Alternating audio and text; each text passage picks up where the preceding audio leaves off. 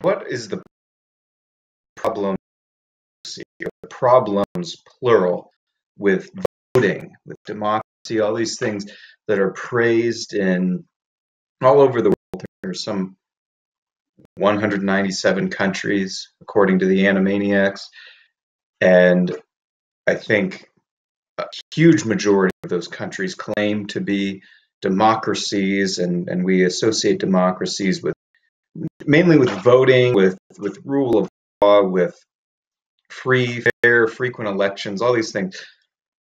But there are some very key foundational problems with voting. First of all, the basis of what a government is government is force. Government is the use of force, the collective force, usually against others. That doesn't mean it doesn't have any legitimacy, but means that it automatically has a limited legitimacy because it's going to be people in charge of other people with this authority to use physical force or the threat of physical force or violence against them, coercion. That's what we're saying when we vote for things.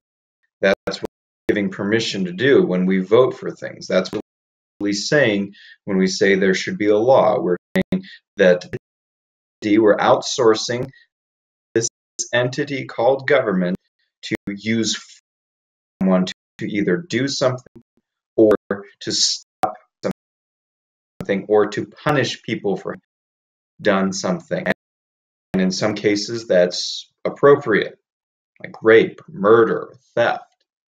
That's force, collective force should be rightly used in collective self-defense of individuals, of groups, whatever the case may be. But beyond that, the problem is when we get to the point of there should be a law, the government should, there should be this situation in which people really should do this or that. You hit a problem. You hit a problem with any kind of voting, democracy, what we are told often in textbooks or movies or theme parks or whatever the case may be, about this kind of American myth that we were created to be a democracy. And there are some people who will say, who are a little bit more historically savvy than this, who will say, no, we were created to be a constitutional republic. And that's true, but there's still problems with voting in that, and let me show why. I want to take things down to the basic philosophical level of voting. Voting is a situation in which the numerous are allowed to rule over you, or the one. Already that should give us pause, because what we've been told is that we rest on a government of consent. This is the Declaration of Independence. This is the English philosopher John Locke and his second treatise on government. But even he admits, well, when we say government consent, which means that you give government or someone, there's an agreement, there's a conscious awareness and an agreement to do something. That's what consent is, that you give permission.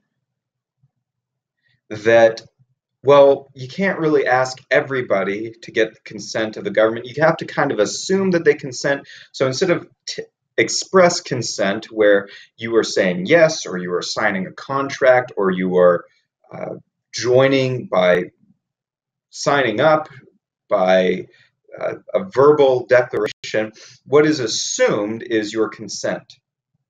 And then the problem with that is, even if you don't consent, even if you say, I don't consent to the government taxing me, doing this or that, taking the taxes to pay for X, Y, Z, I don't agree to that. They say, well, then you can leave. How is that consent? Or you need to vote. We give you hand us these powers in government, where some people have to rule over others. And the way you get to express yourself is with the vote. But here's the problem with the vote, or the problems with the vote. Number one, the numerous versus the few delegitimizes the consent of the minority.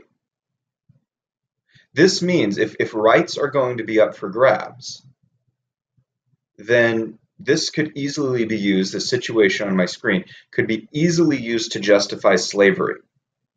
Because if all that's needed is these two need to vote to allow this person to force him or her to be their slave, there's nothing there to stop it. There has to be cultural, structural, institutional barriers to where rights are not up for grabs in this. But that's what majority rule tells us, is that the numerous get to rule over the few, or they get to decide, these two get to decide what the public good is, what the general will of the people is, and that gets to rule. So it's majority rules. These two can win, and this person loses, which means the numerous get to rule over the few. And it's not necessarily just the majority. Okay, the majority is 51%. But then that's assuming it's actually 51% of everybody who voted. Let's say not everybody voted. So the problem then becomes that you get to rule over with a 51% of those who voted, those who did not vote. And if it's a government of consent, there were some people who voted no, which is the opposite of consent. But they lose because they don't have the numbers. So watch this. You have three situations in voting. So this, you could never prove that voting is free for these reasons, except in some maybe very limited, totally voluntary circumstances where the person is able to walk away or the person is able to not participate somehow. But when it comes to the state and government and voting, you don't have a choice not to participate. You don't get to say, I voted no on this. My tax money will not go to X. Abortion, funding of Planned Parenthood, wars, welfare, whatever the case may be. Okay, but just without looking at the issues, specific political issues, let's look at the philosophical issues. Here's situation number one. I want you to pay attention. Okay, force is going to be used in this situation because that's what government does and that's what government is. Now, let's see. These two, instead of just robbing this person, beating him up, raping him, murdering him, which are crimes that should be punished by laws and are a violation of this individual's rights, they say instead, we're going to have a vote. Okay, now they've got the numbers on their side. This individual does not. There are three options. I'm going to say he for him. Okay, there are three options. Option number one. So the vote is, we're going to enslave you, but you get to vote. Okay. Option number one. He votes no.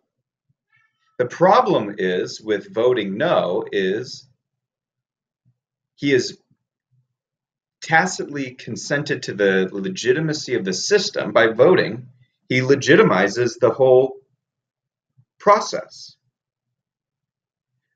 And number two, by voting no, he loses because he doesn't have the majority. So, okay, so voting no, that won't work, okay? Because even if you say you don't consent, you do consent because you haven't left.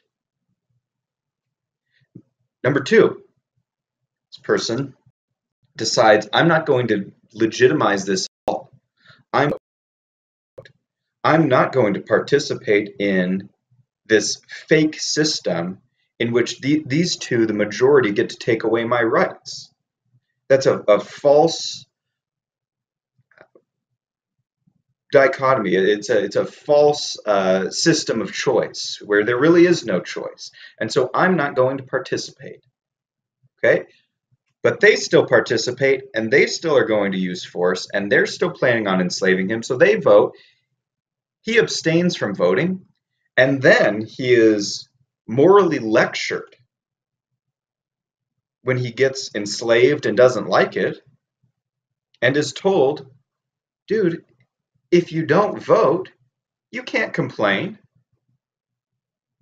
Okay, so he has to take on the system anyway. He is still part of that system where voting makes him a slave. Number three, for whatever reason, this individual could vote yes to his own enslavement. Then he is doubly affirmed not only the system, but has consented with a yes vote. Those are the three options. You vote no, you consent. You vote yes, you consent. You don't vote at all, you consent. No matter what, all the results are the same. And so that's one of the problems with voting, is the numerous get to rule over the few.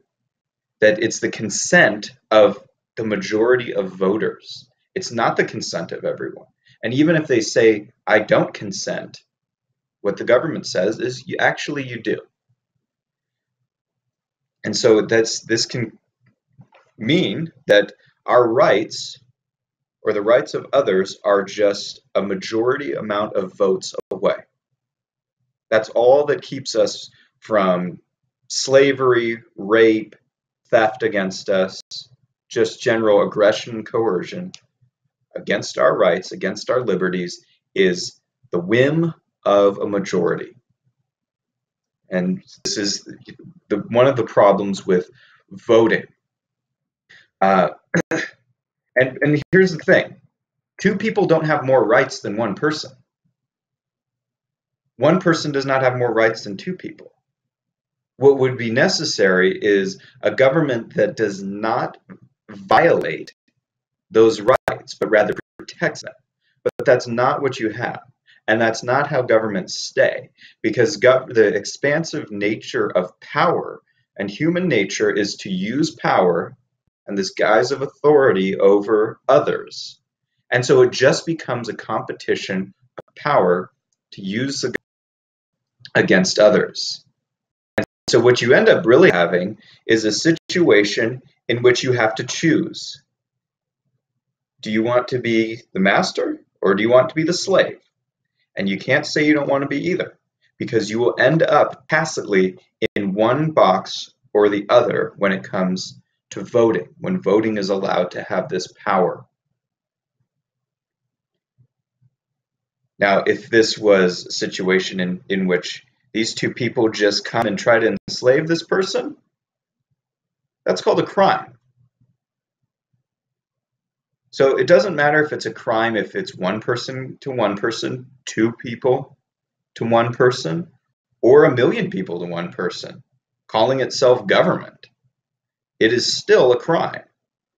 Doubtless seen this before. A democracy is 2 wolves and a sheep voting on what's good for dinner. Okay, sheep still gets a vote, but it doesn't matter. The result will still be the same.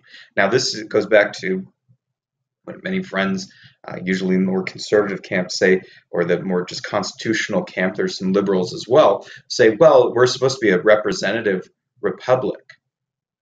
Okay. Now, here's another problem with democracy. This is not to brag or put down. It's relatively worthless in many respects.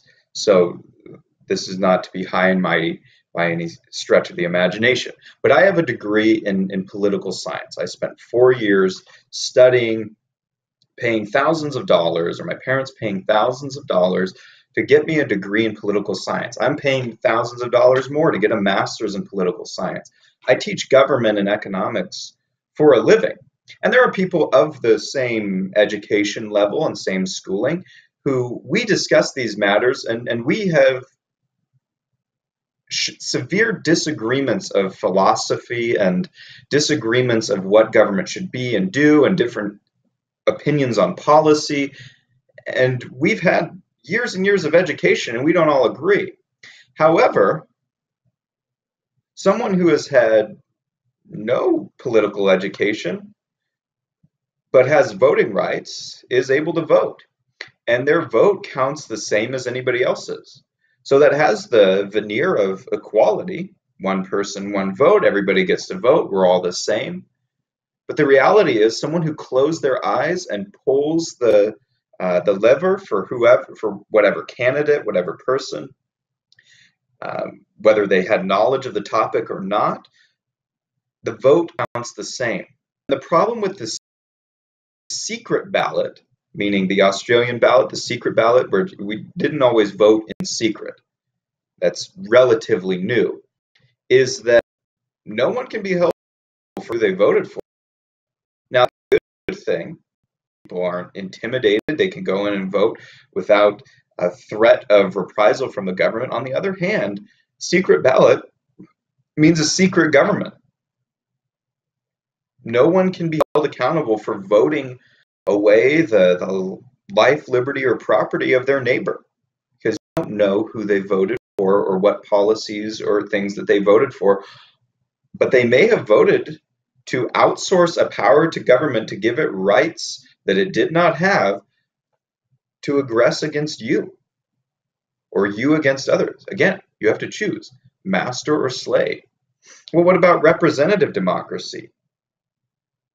Well, representative democracy has the same problems as well. It works maybe on a smaller scale, or works better. There's no perfect system, but that's the nirvana fallacy of, oh, well, this doesn't stand up against perfection, and it's not. But here's the thing with representative democracy. People will go on and on all day about how dumb the average American voter is, or how ignorant they are. Okay, and that is true. It has a point to it. It's not that people are stupid all the time, though there are many stupid people. It's that people are rationally ignorant. They don't pay attention to what they have very little control over, or very little say in, or very little knowledge of. Why put in the effort to learn all this stuff about politics when you're only one person? Your vote is very unlikely to change anything. In most cases, it's impossible that your vote will change anything. So why do the work to become not ignorant about it? Okay, but then here's the thing.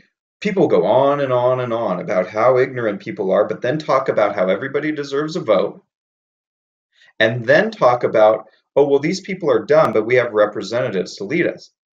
But who's electing those representatives? The people they were going on and on about how stupid they were. So there's no way out.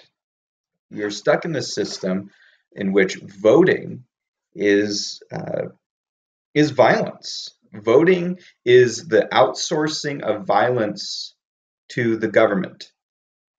And in some cases, that's appropriate to bring in justice for murder, for rape, for theft, that type of thing. But when you get beyond those basic negative rights that protect you from others, others from you, you from the government, when you get beyond that, what you are doing by your vote is indirectly putting the gun to the head of someone else to accomplish whatever your political preferences may be. A quote from Lysander Spooner, great writer, talks about this topic. It says, "A man's natural rights are his own against the whole world, and any infringement of them is equally a crime, whether committed by one man or by millions, whether committed by one man calling himself a robber, or by millions calling themselves a government." And so his quote there is really, I think, the solution. There are no solutions. There's no perfect solution here. But what would be the alternative? Well, Horty, you don't like voting, so what do you want to replace it with? Here's the answer, and it's actually not tongue-in-cheek. Freedom and rights. That our rights, our natural rights, are not up for debate. They're not up for legislation. They're not up to the vote. Situation where we obey the right of one another, where we can secretly go in and pull the lever and try to master our neighbors. Well, our neighbors are in a competition to be master over us, and we really enslave one another. That's not freedom. That is not liberty. Freedom is the alternative. We should not have the right to vote that way against one another, except by true consent. When there's actual true consent and the option for non-participation. The only thing that the government legitimately has the right to use force to do is to equally protect those negative rights. Strategically, what do we do with voting? Do we not vote at all? As I said, we're stuck in one of those three options. Unless somebody else can find more, which I'd love to hear about. What I've come down to is this.